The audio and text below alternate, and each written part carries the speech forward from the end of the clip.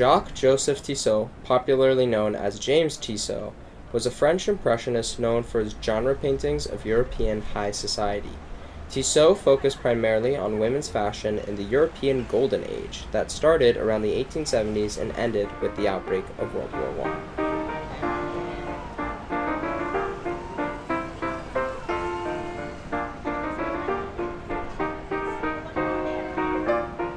Look at the trapeze artist, Mom!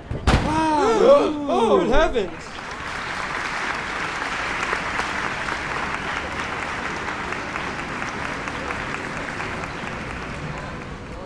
This work is part of an 18-painting series called Les Femmes à Paris, which depict women in different societal classes participating in various occupations and leisure activities encountered by chance.